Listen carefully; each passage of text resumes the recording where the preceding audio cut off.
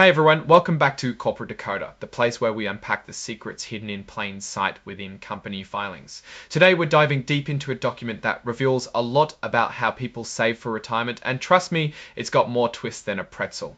So what are we looking at here? This is a registration statement for something called USL Separate Account RS, filed by the United States Life Insurance Company in the city of New York. Think of this as a big official announcement to the government about their retirement products. It tells us exactly what they're selling, how it works, and all the nitty-gritty details. The date on this filing is September 2, 2020-2025, so it's pretty current. The main thing they're registering here are units of interest in this USL separate account RS. Basically, they're selling these units as part of what they call variable annuity contracts. These are essentially long-term savings plans often used in employer-sponsored retirement plans like 401ks.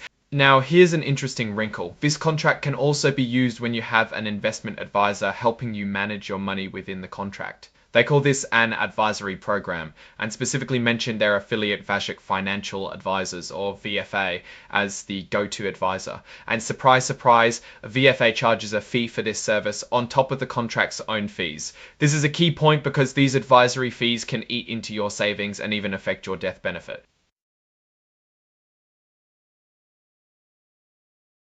So this whole document, the prospectus, is meant to inform both employers who offer these plans and the individual participants like you and me about what we're getting into. It covers everything from how the contract works to the risks involved. So they offer different versions of these contracts, which they call series. Think of them as different flavors like series 1, 5, 7, and 11. These series have different fees, surrender charges, and features. Now let's get to the heart of any investment document, the risks. This is where they have to spill the beans on what could go wrong, and they've got a whole section dedicated to it. First up, the big one, risk of loss. They are very clear here. You can indeed lose money, not just a little bit, but potentially your entire principal investment. This isn't some magic money tree, folks. Then there's the short-term investment risk. This contract is definitely not for people who need to dip into their savings frequently. It's designed for the long haul. Trying to pull your money out early, especially from Series 1, 5, or 7 contracts, can hit you with surrender charges that really sting. And then we have insurance company risks. This is super important. All the guarantees you get with these contracts, like your death benefit or interest in a fixed account, are only as good as the company offering them. If USL, the United States Life Insurance Company in the city of New York, runs into financial trouble, they might not be able to pay out those promises. So always check the financial health of the insurer. You can find out more by calling them or visiting their website. And remember that advisory program fee we talked about. Well, there's a specific risk related to it. If those fees are taken directly from your contract value, it can actually lower your death benefit and other guaranteed payments. So those advisory fees aren't just an extra cost, they can actively shrink key benefits. Finally, variable investment option risk. Whenever you invest in these options, you're essentially betting on the performance of underlying mutual funds. If those funds do poorly, your account value goes down, you, the participant, are the one taking on that investment risk. Okay, let's talk about the elephant in the room, fees. They've laid it all out in these detailed fee tables. For Series 1, 5, and 7 contracts, early withdrawals can come with a surrender charge of up to 5%. This is calculated on either the amount you take out or the amount you've put in over the last 5 years, whichever is smaller. Series 11, no surrender charge there. Then there are the ongoing annual contract expenses. These are charged as a percentage of your investment in the variable options. The base contract expenses can range from 0 to 0 to year, it adds up. On top of that, you have the fees from the actual investments, the funds themselves.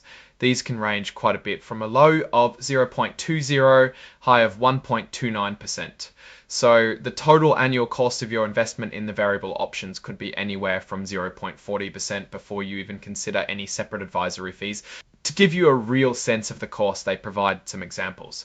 Let's look at that $100,000 investment over 10 years. If you pick the most expensive options, your total costs could be around $17,000 to $18,000 to $18,000 to $18,000 to $18,000 to $18,000.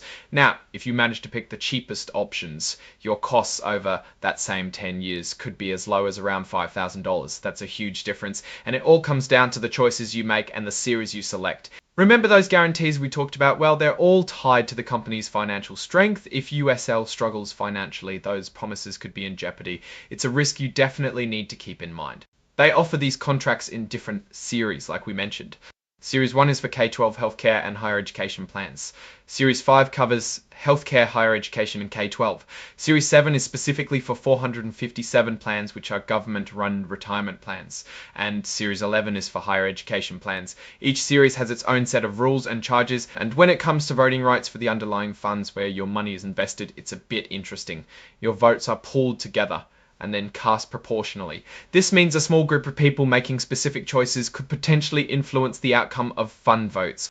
On the tax front, these contracts offer tax-deferred growth. This means you don't pay taxes on any earnings year after year. Taxes are only due when you withdraw the money, usually in retirement. This can be a big advantage for long-term savers.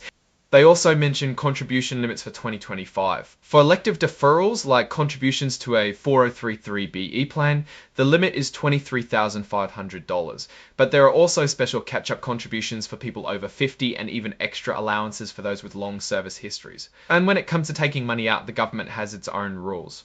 Generally, you have to start taking out money by April 1st of the year after you turn 72, or the year you retire if that's later. This is about required minimum distributions, or RMDs. If you decide to surrender your contract, meaning you take all your money out before retirement payments begin, there are rules. You can do it before the payout period starts, but only if federal, state law and your employer's plan all allow it. And remember those surrender charges we talked about. The company selling these products is Corbridge Capital Services, Inc.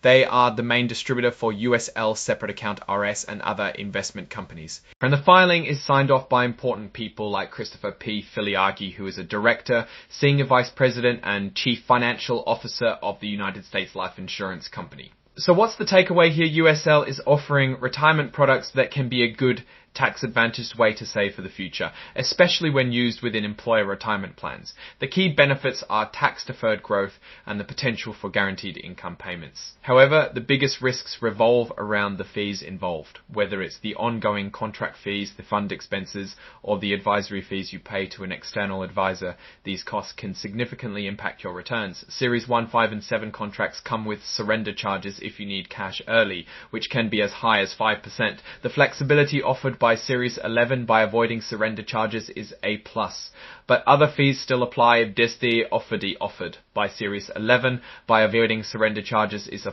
but other fees still apply. The dual nature of these products is also worth noting. While the variable options depend on market performance carrying investment risk, the guarantees offered by USL are tied to their own financial health.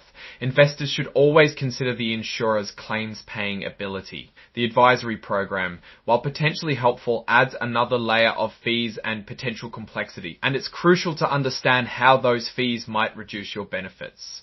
Ultimately, the success of these contracts hinges on long-term investing, careful management of fees, and a clear understanding of the inherent risks. The difference between choosing the lowest cost options versus the highest cost ones over a decade can be thousands of dollars in your pocket or left with the company. Alright, that's our deep dive into the USL Separate Account RS filing. What are your thoughts on these retirement contracts? Do the fee structures seem reasonable given the services and guarantees?